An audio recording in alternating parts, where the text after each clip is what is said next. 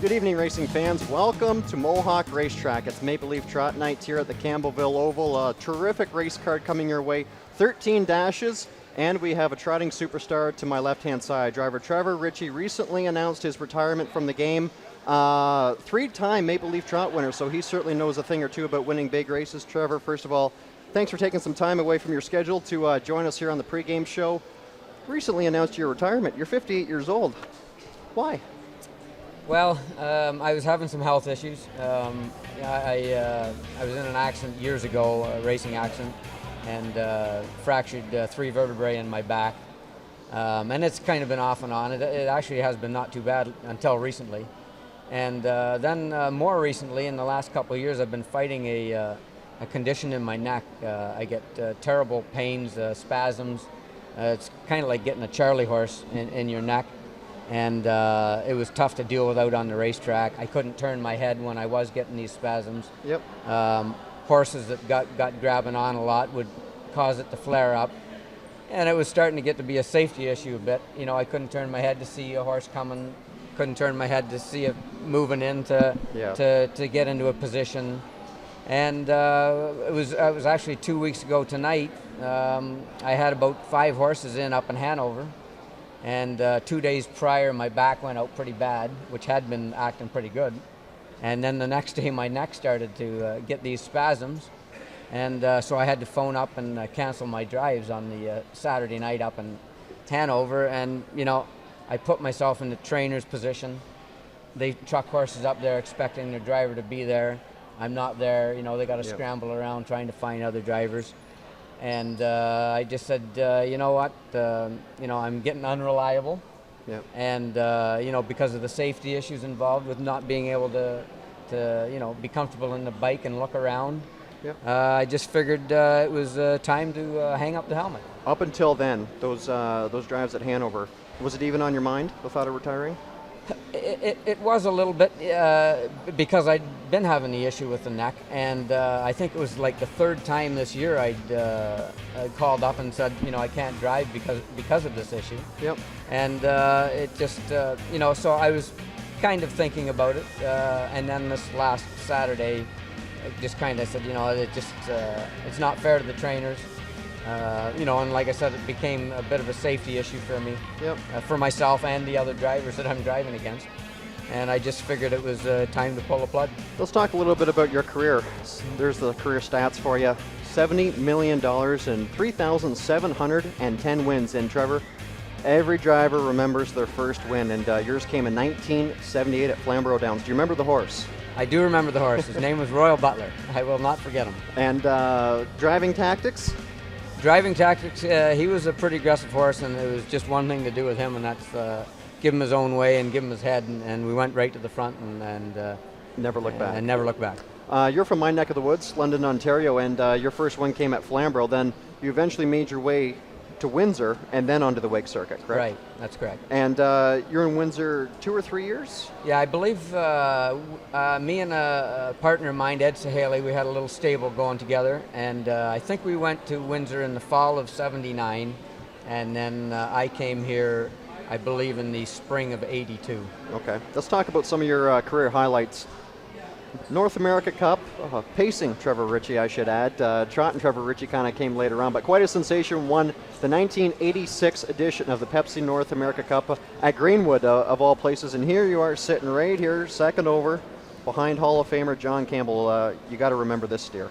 I do remember. It was obviously a great night for me. It was the first time I'd really been on the big stage, and I just feel fortunate enough that Claire and Linda Porter give me the chance to drive the horse.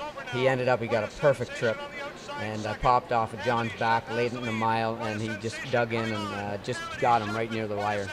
Pressure-wise, because you're at such a young age, leading up to a big race like that, obviously it had to change dramatically over the course of time. It did. Whenever you're in a big race, you feel, a little bit of pressure. But I mean, that night was, it was the old heart was pounding. What'd you like best about that horse? He was just a tough racehorse. I mean, he loved to go forward. He was actually loved to go forward too much. A lot of times he'd hurt himself because he'd go down the backstretch more than you'd want, and he didn't want to let you control him. But he just loved to go forward. It certainly that horse set yourself up for an illustrious career. We're going to talk about some of the other horses. On the trotting side, we're going to talk about a number of them. In fact, Peaceful Way, Rotation, the list goes on, Yankee Paco. In fact, we're going to talk about Yankee Paco, the 2000 edition of the Hambletonian, for trainer Doug McIntosh, a local Canadian here that you know quite well. Here you are sitting first over with him. And, I mean, you certainly got the job done, and that was a heroic effort on his behalf. Yeah, there's just another case. I'm so grateful for Doug McIntosh for leaving me on the horse. A lot of times when these horses go down for these big races, they'll want to put a Meadowlands driver on them. But he stuck with me, and the horse raced a huge trip. He was a bit of a tricky horse, soundness-wise.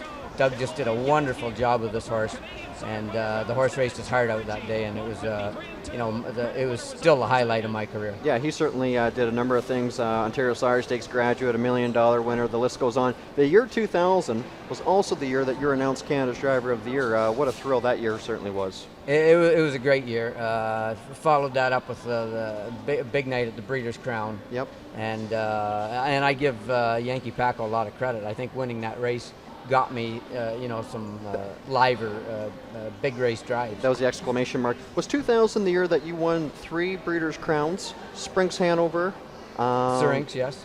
Banker Hall, yes, and Aviano, that's correct. Aviano, yes. And that was year 2000. Is that correct? I believe it was. Yeah, okay. In the fall of 2000. Yeah. Well, my history's getting a little bit better. Yeah. Peaceful Way. I mean, the trotting superstar herself. What kind of animal was she like, in your opinion? She was a lot of fun to drive, but she was she had just tremendous fast speed. But she was a little tricky. You never really knew what she was going to do leaving the gate. Sometimes she'd want to roll out of there, and if you didn't let her, she'd get mad and run. Sometimes she wouldn't want to roll out of there when you wanted her to, so you got in positions that you didn't want to be in. But she was a lot of fun to drive. She could just go 1,000 miles an hour for a small piece, and she usually got you where you wanted to go. You know what? She's not a very big filly, or a mare now, I should say. What did you like best about her? Like, where did the speed come from? Because she was not a big animal. Yeah, I have no idea. She could flat out fly. I remember the first time I got on her. It was in the post parade, and I kind of said, "Wow, this mare." I mean, she had pretty nice lines, and she'd race really good as a 3-year-old. And I said, "Wow." I said, "I don't really. This mare doesn't impress me much." But you can say it now. Yeah, but she turned out she impressed me a whole lot. Yeah, she certainly made her mark here on the Canadian trotting scene. Majestic Sun, year 2006. We're going to pick up his replay from the Canadian Trotting Classic. What a thrill he was, because he came from local conditioner Mark Stacey, and that was the same year that Blair Burgess had Glidemaster, yes, who won the Triple Crown, won the Hambletonian. You guys are actually hooking up right here in the Trotting Classic, and I believe John Campbell is sitting right back here. You get the jump on the field to win the $1 million dash, and you guys hooked up quite a bit that season. Yeah, I believe Majestic Sun raced against Campbell right there. Yep. Glidemaster, I believe 4 or 5 times, and he won. He won pretty near every time. The one time we were second and third, and a different horse won it. But Majestic Sun, he seemed to have the number on Glidemaster. Yeah, Equinox By. There's a great story about this horse. He wins the Maple Leaf Trot and the Breeders' Crown for you, but you were never really supposed to drive this horse, were you? No, I was not listed on him. He was in the Breeders' Crown out here, and I believe Mike LaChance, I know Mike LaChance was listed on him, and something happened with the flight or something. I forget what it was, but Mike couldn't make it, and they asked me to drive him, and he went out and he won. He actually was placed first. He was second, but the horse that beat him was pacing at the wire, so he got placed first, and that was in the Breeders' Crown, so they left me on him, and the next week he won the Maple Leaf Trot. Great things happen when you're in the right place at the right time. Got to be lucky sometimes. Got to be lucky to be good. That's right. One horse we don't have a replay of, but we got to mention him is Rotation, because he's a trotting superstar. You drove him on numerous accounts for trainer Harold Lund. He won the Maple Leaf Trot, and quite the animal he was. Yeah, another really good friend of mine, Harold Lund. I got a lot of good races with Harold, and Rotation was one of them. He raced in the elimination for the Maple Leaf Trot, and he made a break.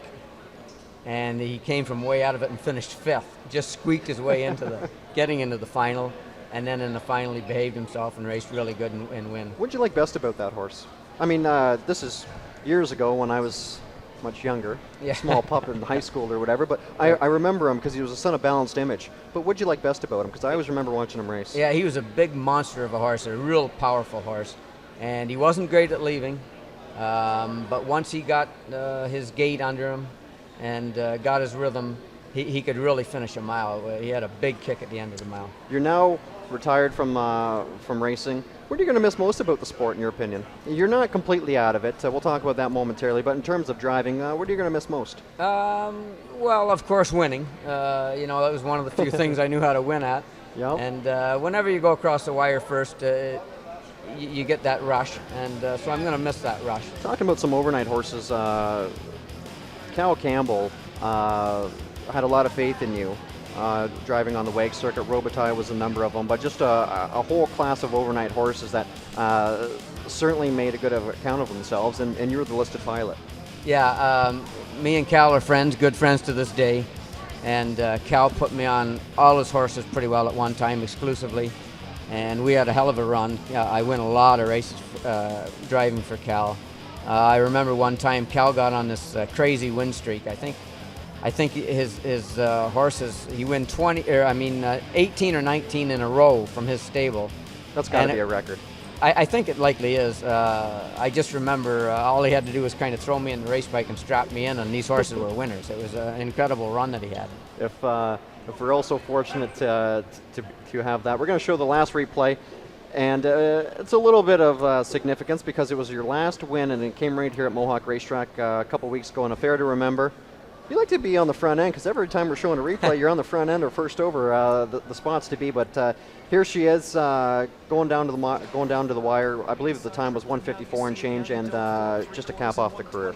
Yeah, she's getting better and better, that mare. I see the other night she made a mistake, which she'd done a couple times on me, but she won this. I believe this was a lifetime mark for her. She won it, I believe it was 53 and 2. Yep. And she was really good, and I think that there's better things ahead for her, to be honest with you. Okay, I know you're taking a step away from the driving colony here on the WAG circuit. You're going to retire, but you're also very busy as a consultant, so to speak, for Brittany Farms, looking at all kinds of different yearlings. And just tell us a little bit about that, because you've been doing it for a number of years. Yeah, I have been doing it. I really love doing it. I love going to the look at the yearlings at the farms.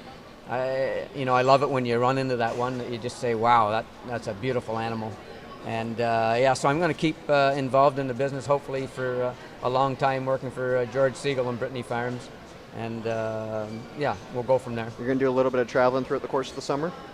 We plan on it. I want to do some traveling. I want to go to Europe and spend some time in Europe. There's a lot of Europe that I haven't seen. I've been to a few places, but I want to go some more. So, that's one of the things on our bucket list. And desire to train horses, because a lot of times as you get older in life, you kind of hand the driving assignments to younger kids and take over training.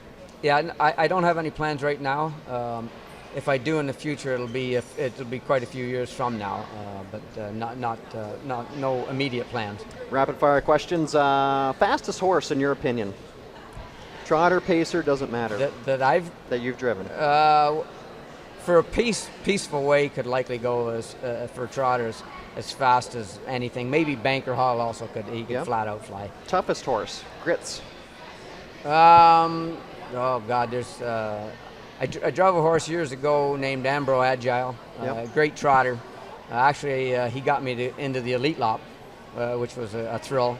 He was a iron tough horse. Okay, favorite track. It doesn't have to be here. Favorite track is... Other than here, I should say. Other than here, of course, the Meadowlands. Okay. Horse that you wish you have gotten the opportunity to drive? Most definitely Some Beach Somewhere. Okay. What about the trotting side? Oh, Muscle Hill, maybe. Okay. All right. We'll leave it at that. Trevor, all the best in retirement.